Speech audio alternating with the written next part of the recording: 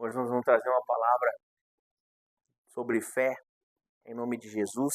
Uma palavra forte, Deus falou no meu coração, enquanto eu lia, enquanto eu estava meditando nesse texto. E hoje nós vamos falar sobre o centurião romano. Quem conhece a história, quem conhece esse trecho bíblico sabe que esse homem nem judeu era, ou seja, ele não era participante das promessas de Deus, ele era um romano. E ele era um romano que subjugava o povo judeu. Era um centurião, ele tinha abaixo dele em média de 100 soldados, porque a palavra centurião já vem daí.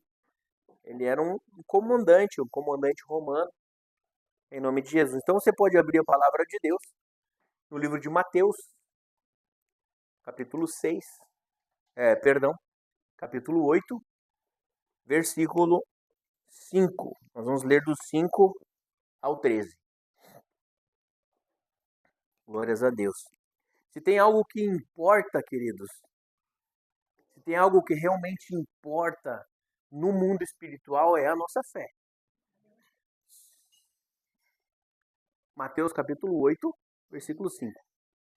Se tem algo que importa e que pode fazer a diferença nos nossos dias, é a nossa fé.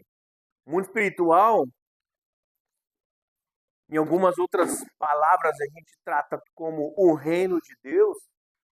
Ele é manifestado por meio da fé. Ele é conquistado por meio da fé e ele se manifesta através da fé. E eu acho interessante essa palavra porque aqui se cumpre uma das promessas de Cristo de que não apenas os judeus herdariam o reino, e sim as pessoas de volta, porque a palavra de Deus fala que ele veio para os seus não o receberam, então através disso nós, os gentios, o povo gentil somos nós, recebemos salvação. Mas não gentil de gentileza, eles chamavam de gentios o povo que não era o povo judeu, tá bom? Então a palavra de Deus fala assim: a cura do criado de um centurião. Tendo Jesus entrado em Cafarnaum, apresentou-se-lhe um centurião implorando: Senhor, o meu criado jaz em casa, de cama, paralítico, sofrendo horrivelmente. Jesus lhe disse: eu irei curá-lo. Mas o centurião respondeu: Senhor, não sou digno de que entres na minha casa, mas dize uma só palavra, e o meu rapaz será curado. Pois também eu sou um homem sujeito à autoridade, eu tenho soldados às minhas ordens. Eu digo a este, vai, e ele vai. Eu digo ao outro, vem, e ele vem. E ao meu servo, faze isso, e ele o faz. Ouvindo isso, admirou-se Jesus e disse aos que o seguiam: em verdade, vos afirmo que nem mesmo em Israel eu achei fé como esta. Digo-vos que muitos virão do Oriente e do Ocidente e tomarão lugares à mesa com Abraão, Isaque e Jacó no reino dos céus, ao passo que os filhos do reino serão lançados para fora, nas trevas. Ali haverá choro e ranger de dentes. Então disse ao centurião: vai-te e seja feito conforme a tua fé. E naquela mesma hora, o servo foi curado. Aquele servo não foi curado no outro dia. Ele não foi curado 10 dias depois. Ele não foi curado meia hora depois.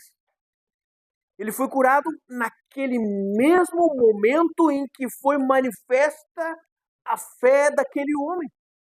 Interessante a forma, porque aqui ele explica como as coisas acontecem, como as coisas funcionam no reino do céu. É uma explicação maravilhosa para que a gente possa aprender e também, a partir disso, executar nas nossas vidas, porque nós muitas vezes não desfrutamos do reino. Estamos falando sobre o reino dos céus há uns 3 anos, ininterruptamente falando acerca disso, para que a gente possa entender como as coisas espirituais funcionam e como nós, como filhos de Deus, livro de João, capítulo 1, fala que a nós, por meio de Cristo, foi dado o direito de ser chamados filhos. Então nós, como sendo filhos, herdamos o reino.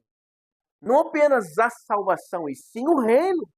que são todas as coisas que vêm através da salvação. Salvação é uma porta de entrada para que a gente possa desfrutar do reino dos céus aqui na terra.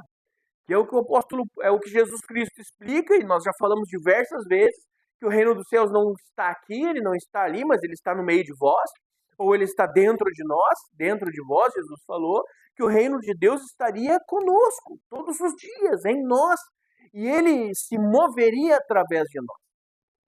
Já falamos também algumas vezes como embaixadores de Cristo, o apóstolo Paulo nos compara a embaixadores de Cristo. Como embaixadores de Cristo na terra, nós temos uma carta de autorização do próprio Pai para exercer a autoridade espiritual nessa terra. Porque nós somos embaixadores de um reino que é mais poderoso do que o reino que está aqui na terra. De um reino que tem mais poder no mundo espiritual e que se manifesta fisicamente. E não desfrutamos, e não entendemos, e não conhecemos, e não vemos. Eu escutei uma história de um pastor, eu já contei essa história aqui na igreja, que eu acho interessante porque o homem juntou todas as suas economias e comprou uma passagem de um cruzeiro. E esse cruzeiro era um cruzeiro de viagem, ele iria de uma ponta a outra, levaria nessa viagem 30 dias. Essa história não é minha, eu escutei de um pastor. Tá? Levaria 30 dias de viagem. Só que ele vendeu tudo que ele possuía para poder entrar naquele cruzeiro e atravessar o mar. Então lá dentro do cruzeiro ele não tinha grana, ele não tinha dinheiro para desfrutar das coisas que o navio tinha para ele. Ele não tinha dinheiro, por exemplo, para ir à piscina, desfrutar da piscina do navio, para desfrutar e jantar e almoçar no restaurante do navio. Ele não tinha dinheiro para tomar uma água gelada, fresca, no bar, que precisava servir-se lá. Ele não tinha isso. Então, o que acontecia era que ele entrava, ele tomava água das torneiras do seu quarto, no seu lavabo. Ele, quando passava, via algumas bolachinhas ali no corredor onde estava, ele passava, ele pegava aquelas bolachinhas e ele se alimentava daquilo, do que tinha, do que sobrava, das coisas que estavam por ali. E aí, lá no último, e ele fez amizade com outras pessoas no navio, com outro rapaz no navio, e lá no último dia, eles já enxergavam terra, e eles pararam na proa daquele navio, e falaram, olha só que maravilha, estamos chegando em terra firme. Cara, agora que a gente está chegando, talvez eu não te veja mais. Um amigo falou para ele. E ele disse assim, talvez eu não te veja mais. Por que eu nunca te vi no restaurante? Por que eu nunca te vi nas reuniões? Por que eu nunca te vi na pista? Por que eu nunca te vi no salão de festas? Por que eu não te vi nesses lugares? Nunca te vi na piscina? E aquele amigo, um pouco envergonhado, disse, é porque eu tive que vender tudo que eu tinha. Mexe comigo essa história, porque nós vivemos assim, querido. Eu tive que vender tudo que eu tinha para entrar nesse navio, eu precisava atravessar o mar. E nessa viagem, eu não tinha dinheiro para comer. Eu não tinha dinheiro, e me entenda, eu estou falando, é uma história natural para demonstrar algo espiritual. Lembra das parábolas de Jesus? Ele trazia luz naturalmente para mostrar as coisas do Espírito. Então ele falou, eu não tinha dinheiro para comer, eu não tinha dinheiro para frequentar o bar, eu não tinha dinheiro para ir no salão de festas, eu não tive recursos para beber uma água fresca, uma aguinha com gás da geladeira. E aí o rapaz botou as mãos na cabeça e falou assim, cara, eu não acredito, pelo amor de Deus, me dá aqui o teu bilhete da passagem que tu comprou. E aí ele tira o bilhete do bolso e apresenta para ele, e ele vira o bilhete atrás, umas letrinhas miudinhas, assim, bem pequenininhas, escrito assim, tudo incluso na passagem. Nós estamos de passagem nessa terra com tudo incluso que nós ganhamos da parte de Cristo na cruz do Calvário, vivendo como mendigos espirituais, porque nós não desfrutamos do que o Senhor tem, nós não vivemos as curas que Ele tem. Quem aqui vivenciou milagres? Poucas pessoas podem contar um testemunho, ou mais do que um testemunho de milagre, seja em qualquer área da sua vida, recursos ilimitados. Ilimitados quando nós falamos que íamos construir uma igreja, comprar um terreno, construir. Nós tínhamos um amigo que até, infelizmente, já é falecido, e ele falou assim, o pastor Rodrigo, eu não sei como vocês conseguem fazer essas coisas. Eu não sei como, eu confesso que eu não teria coragem de fazer nada disso que vocês estão fazendo, sair de um lugar onde estávamos estáveis para viver uma instabilidade emocional e espiritual, iniciar um ministério, iniciar uma obra, avançar, vender casa, comprar terreno, construir. Como? Eu olho para ele, cara, é porque Deus falou comigo, não contigo, mas olha só, está tudo incluso no pacote. Está tudo incluso no pacote, nós temos, entendo o que eu vou falar agora, recursos ilimitados. Recursos ilimitados. Nós somos prósperos, embora às vezes a nossa conta bancária não mostre isso, não demonstre isso que eu estou falando, mas nós somos prósperos porque já nos foi dado todas estas coisas na cruz. Agora, Deus não vai sustentar a nossa vida por bel prazer. Ele disse, olha, o próprio Cristo, Jesus falou, vocês pedem e não recebem porque pedem mal, para os vossos próprios deleites. Onde está o nosso coração? Se nosso coração está nas coisas de Deus, então o que está nos faltando? Será que nós compramos um bilhete para a nossa salvação e não lemos o verso? Ou nós não conseguimos ver as letras miúdas? Será que será que nos foi comprado? Melhor falando, porque foi Cristo que nos comprou a salvação, Ele que nos comprou, Ele que nos deu, Ele que nos forneceu através da sua morte da cruz, do seu sofrimento na cruz do Calvário, Ele proporcionou isso tudo para nós, Ele nos deu, e aí, será que Ele fez uma obra incompleta? Será que Ele disse agora, queridos, vocês estão salvos, mas o que eu tenho para vocês agora é a miséria completa e total? Foi isso que Cristo falou, que fez para nós? Não, não foi.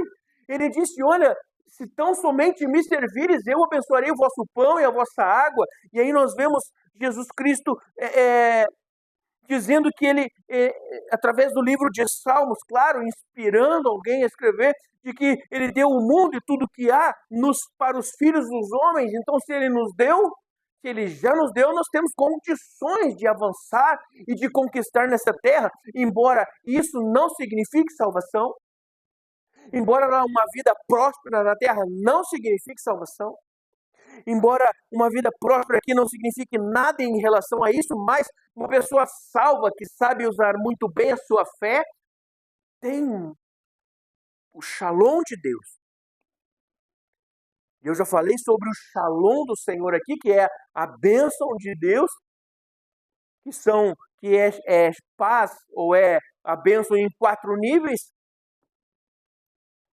que é paz. Quem lembra? Paz, família, saúde e prosperidade. A família entenda como felicidade, paz, felicidade, saúde e prosperidade. Esse é o shalom. Quando alguém olha para você e fala shalom, é muito mais do que olhar e falar paz, irmão. Porque quando você deseja, por isso que às vezes nós iniciamos, e algumas orações eu ponho no grupo, eu falo shalom, filhos. Porque é o shalom que Cristo usava, é a paz que Cristo usava, que é uma paz completa, inteira. Agora, nós entendemos que aqui, nesse trecho, por ouvir falar, imagine isso, queridos. Quem aqui conhece a Jesus? Nós conhecemos a Cristo. Nós vamos à igreja há quanto tempo? 1 ano? Mais? Tem alguém aqui que com menos de 1 ano que frequenta a igreja? Tirando ali a Manuzinha. Essa é a Manuzona. Tirando a Manu que está há menos de 1 ano, nós e já tem ouvido bastante acerca de Jesus, né, Manu? Então já pode dizer, não, já conheço Jesus. Esse centurião não conhecia. Esse centurião, as experiências que ele teve com Jesus Cristo foi de ouvir falar. Olha só, tem um cara em tal lugar curando. Tem um cara em tal lugar operando milagres. Tem um cara passando ali na cidade do lado que está arrebanhando multidões. Era isso que ele sabia de Jesus. E ele chega diante de Jesus a ponto de ser lembrado na Escritura o que Cristo falou acerca dele. Ele fala, Senhor, eu tenho um servo. Queridos, eu quero colocar aqui, porque talvez a gente possa não entender quem era um centurião. Um centurião romano, ele era um oficial que tinha centenas de homens abaixo dele e que ele era uma autoridade. Pense em um capitão e um major da brigada militar, que pode mandar prender e mandar soltar. Pense sobre isso, mas com muito mais poder do que um major de brigada hoje, porque os romanos eles estavam dominando o mundo naqueles dias. Então, onde aquele cara fosse, no mundo conhecido, ele era uma autoridade. E ele olha para Cristo e fala, Senhor, o meu servo está doente em casa. Jesus Cristo olha para aquele homem e diz, eu vou curá-lo. E aquele homem, diferente, muito diferente do que às vezes nós, ele olhou para o Senhor e disse assim, eu não sou digno que tu entre na minha casa. Mas isso foi porque ele cria de uma forma muito poderosa que não era necessário Jesus estar lá de corpo presente. Ele cria de uma forma muito poderosa que bastava uma palavra. Porque ele fala, Senhor, eu não sou digno que tu entre na minha casa. E depois aqui, no versículo 8 em diante, ele explica o porquê que ele não precisa. Que não era necessário. É como se ele falasse, olha só, Senhor, eu não mereço. Sabe o que quer dizer? Eu não sou digno. Eu não mereço a sua presença. Eu não mereço que o Senhor esteja comigo lá em casa. Eu não mereço os seus milagres. Eu não mereço andar. Eu não mereço viver o reino. Eu não mereço os projetos que tu tem para mim. Eu não mereço as curas que o Senhor colocou no meu ministério. Eu não mereço construir uma igreja próspera. Eu não mereço. Alguém aqui merece? Ninguém de nós é merecedor. Assim como aquele homem também não era. Mas a fé que ele tinha diz apenas uma palavra. Se o Senhor falar aqui, neste momento, ele será curado, eu tenho certeza, eu creio de que ele já foi curado. E a palavra de Deus é clara em dizer que ele foi curado naquele instante, naquele momento, naquele mesmo momento em que Cristo disse, seja conforme a tua fé. Cara, isso é maravilhoso.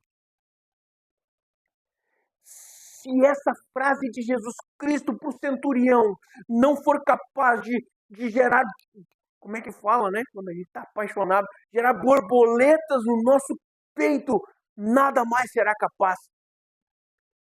Seja conforme a tua fé. O grau, o nível de fé que temos, é o nível da ação do Senhor nas nossas vidas. O nível de fé que temos é até onde nós podemos chegar.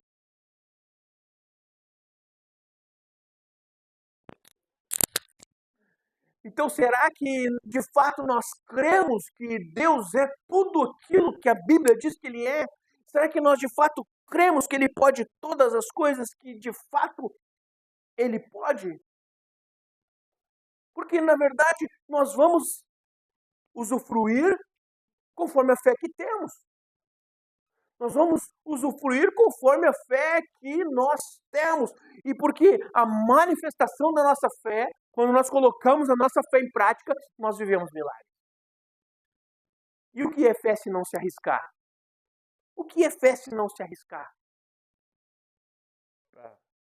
Quando tenho fé, eu ponho o pé na água. Tendo a certeza de que o mar vai abrir. Mas eu preciso crer de todo o meu coração. Eu preciso crer A minha fé precisa ser uma fé genuína, para que tudo possa ser transformado. E aí Cristo olha para ele e fala assim: puxa vida, nem entre os judeus. Sabe o que o que ele quis dizer? Nem entre os filhos de Abraão, que é o pai da fé. Eu encontrei uma fé como essa. Mas é que não foi apenas a fé, foi o conhecimento de uma autoridade. Aquele homem, ele disse o que disse e fez o que fez, porque ele sabia como a autoridade funcionava. Tanto que ele explica para Jesus: eu sou submisso a alguém e eu tenho pessoas que estão sob meu comando. Se eu falar vai, eles vão. Se eu falar vem, eles vêm. Então, a fé, na verdade, que ele colocou em prática aqui foi o seguinte: eu sei que aqui na terra não tem ninguém maior que tu. O que ele quis dizer para Jesus Cristo é: eu sei que nesta terra não há ninguém mais poderoso do que tu, capaz de curar enfermos. Com uma simples palavra, a quilômetros de distância. Uma simples palavra, a quilômetros de distância. Foi o que ele falou: eu sei como a autoridade funciona. E eu sei que tu é rei. Eu sei que tu tens autoridade nesta terra para curar enfermos. Então, se tu falar uma palavra, eu creio que ele será curado lá na minha casa. E nós temos, quantos de nós, amados, na nossa vida já orou com essa ousadia? Quantas vezes no nosso dia nós oramos com essa ousadia? Senhor, eu sei que tu podes fazer e eu creio nisso, por isso já está feito. Em nome de Jesus. Então nós vemos a fé sendo colocada em prática do início ao fim da vida terrena de Jesus Cristo, e depois disso ainda, livro de Atos em diante. Então, meu Deus, é pura fé. Não há como viver cristianismo sem fé. Deixa eu falar algo para você: se você não crê, se você não tem fé, não sei o que está fazendo aqui dentro. Verdade, querido. Me perdoe a franqueza, porque às vezes as palavras são duras. Se nós não cremos, eu não sei o que estamos fazendo aqui. Porque até mesmo no primeiro nível do reino dos céus, que é a porta de entrada, que é a salvação, é preciso crer. É preciso crer. Porque a salvação vem pela fé. A salvação vem pela fé. Então nós viemos aqui e nós ouvimos a palavra. E a palavra de Deus fala que quando ouvimos a palavra, a nossa fé é edificada. E quando a nossa fé é edificada, então nós passamos a crer na salvação e em todas as outras coisas. Todas as outras coisas. Você tem um bilhete neste marzão aberto que é este mundo aí. Nós estamos atravessando este mar desde o momento em que nós nascemos. Desde o momento em que nascemos até o momento em que nós partimos desta terra. Nós estamos atravessando este mar com um bilhete na mão. Um bilhete que não apenas comprou a passagem para viver aqui, mas também nos trouxe a salvação e também nos trouxe juntamente com ela todas as outras coisas. Todas as outras coisas. Mas é necessário que nós entendamos que nós não merecemos. Não importa o quanto nós corremos atrás dessas coisas, a gente não merece. Mas é pela graça. É pela graça que nós entendemos que todas as coisas foram feitas, criadas, e que nós usufruímos daquilo que Deus tem para as nossas vidas, para cada um de nós, em nome de Jesus Cristo. Em nome de Jesus. E aqui, então, no versículo 11, Jesus fala: digo que muitos vão vir do Oriente, do Ocidente, e vão tomar os seus lugares à mesa, com Abraão, com Isaac e com Jacó. Vão tomar os lugares daqueles que nasceram para viver isso e não estão vivendo. Então aqui, se eles podem tomar o lugar daqueles que deveriam viver e não estão vivendo, o que é isso? É livre-arbítrio. Eu nasci para viver isso, mas não vivo. Você nasceu para conquistar, você nasceu para viver maravilhas, prodígios e milagres, mas talvez não viva. Talvez não viva. Talvez venha outro e viva o que era para você viver. Por causa das suas decisões, das minhas decisões, das nossas vezes falta de fé. Já vivi coisas, amados. Já vivi coisas. E que nitidamente eu pensei, cara, isso aqui acho que era para outra pessoa estar vivendo. Mas Deus me colocou ali para viver aquilo por causa da fé, não por merecimento, mas por causa da fé e por colocar os pés na água. Ou você acha realmente que não existem homens ou mulheres muito mais preparados do que eu, emocionalmente, até espiritualmente, e muito mais conhecedores da palavra, mas não tiveram fé suficiente para pôr o pé na água e construir algo para o Senhor? Quantas e quantas pessoas não vivem os milagres que nós vivemos, mas tem condições para isso. Condições para isso. Mas não vivem os milagres que nós estamos vivendo por falta de conhecimento. Porque não pegaram esse bilhetinho aqui, ó, e fizeram assim, ó.